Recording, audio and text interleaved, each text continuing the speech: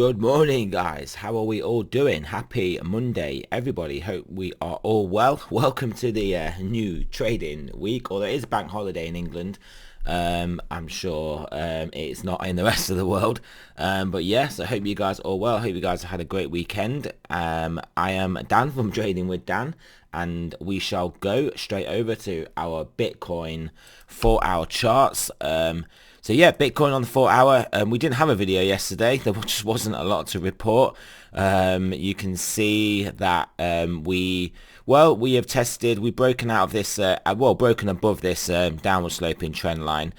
We have attempted to try and get into our resistance zone a couple of times here, but have failed, finding ourselves now below this horizontal here. So it is looking increasingly likely that we will get a test down back in towards our $46,000 level. It could be a very prolonged pull back into basically testing this trend line again, which could potentially coincide with this $46,000 level, depending obviously when we come down here. But yeah, we are just digesting price action, price sideways, as Bitcoin likes to do. Most of the time it will be trading sideways and then it'll go for a period of trending.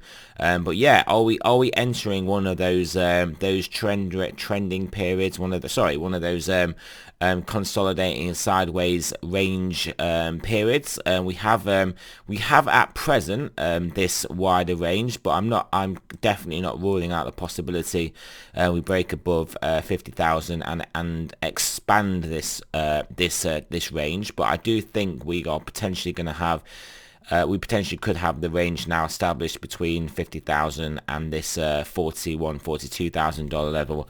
And obviously this basically been the midpoint. It's not exactly the midpoint, but it is pretty much where we have our support. So we could find ourselves ping-ponging around either this upper half, this lower half, and ultimately the wider range. That could be what we could start to happen here. We have had an extremely nice bounce here. You could call this a potential. This could be a potential bull trap, but it also then could become a bear trap if we do move down towards 42, get some wicks below here. People start to think that's it. This was a bull trap, and we are going down, and then we could basically bear trap those guys. And we could then go back up, take out 50,000 and continue upwards to all-time highs. So we are definitely at an interesting point in this macro trend here. We are definitely at an interesting point. Of do we break and continue onwards and upwards here? Do we have a pullback and then continue upwards, or do we have a pullback and continue downwards and find ourselves back in this lower range, which clearly wouldn't be bullish, but I mean, ultimately we don't necessarily have to then lose 30k. We could just trade in this range a bit and then have another attempt to the top side. So yeah, we are at an interesting point. There are lots of things interesting in global macroeconomics and monetary policy going on as well. So yeah, lots of interesting things going on that could impact all markets realistically, and they could end up doing weird and wonderful things based on that. Just having a look at stock futures, I mean, you can see how good they're looking. I mean, just number only go up. Not much else we need to know there. If we have a look at gold back above 1800. If my annotations aren't going to come up because I'm on the wrong one, so let's actually just let's go back to there, and then we'll go over to gold. But yeah, and that's the gold silver. We'll go over to, while we're on a 4-hour, where is it? Here we go. Here's the annotations. Yeah, I mean, you can see we are well back above this important level now, 1800, and then we've got this 1840 level, which was a very important level before. I do basically think the Jackson Hole speech by Jerome Powell is pretty much just couldn't have been more dovish. The guy did not mention the word tapering at one point. He did not mention tapering at all in the entire speech when the whole world markets were waiting to hear exactly the details of the tapering.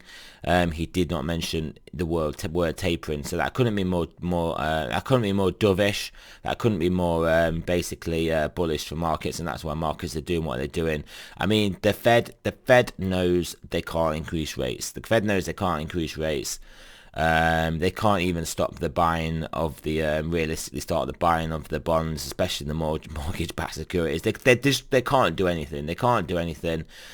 All they can do is pretend they're gonna do something, and then ultimately the market is gonna kind of believe them for a bit, and then not believe them. And yeah, I mean, ultimately it's bullish. It is bullish for everything pretty much, because well, it just is, isn't it? Apart from yeah, well, just apart from nothing. So yeah, and this is clearly going to get reflected in the DXY as well. As we can see, making moves now, quite a bit lower than our basically previous highs. Looking like not exactly obviously looking like a head and shoulders. This shoulder didn't come down far enough, but I mean, we could have another bounce up and print a more obvious looking shoulder. But I would actually look at this as a potential a potential at losing this horizontal here, and especially losing this whole area, as extremely bearish, and most likely be a reversal of this whole medium term time frame bullish move to the upside. I do think that that could spell the end of that, and the dollar is going to keep coming down, because like I said, the Fed isn't going to do anything. I know other central banks, I know this is against other currencies, are going to do other things, are going to do similar things, but America is pretty much going to abuse its exorbitant privilege with its dollar to basically allow people to not pay rents, to just not have to work, to do all sorts of crazy socialist things, and ultimately that is going to feed through into the dollar. And other currencies don't have that same exorbitant privilege, so they're not going to be able to do the same amount of things, and especially not to the same level. Therefore, the dollar is going to be the one that is relatively weaker to relatively weaker to other currencies. So that will imply the DXY is coming down. And that is my macro view, and I think we are in the process of putting in a top from this move down here. If you want to look at this on a daily, for example, I mean, you can see nice move down, sideways consolidation, and yeah, potential nice move down.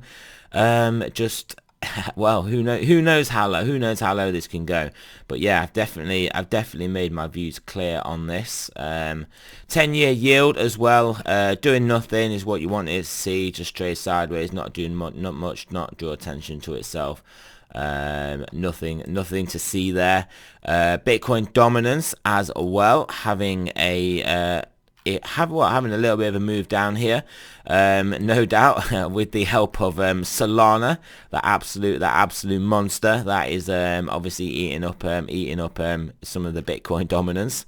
But yeah, I mean, ultimately, yeah, I mean, a lot of this will depend on just the velocity of Bitcoin's moves and its direction. But ultimately, providing the bull run isn't over, this is going to come down lower. I mean, we have got this nice area here where I was thinking of potentially putting a bottom, but maybe we could even make our way lower than here, like a wick down lower on like a weekly basis, and that could be at some point the end of the bull run, and then we could yeah, things could then start to reverse. But there are definite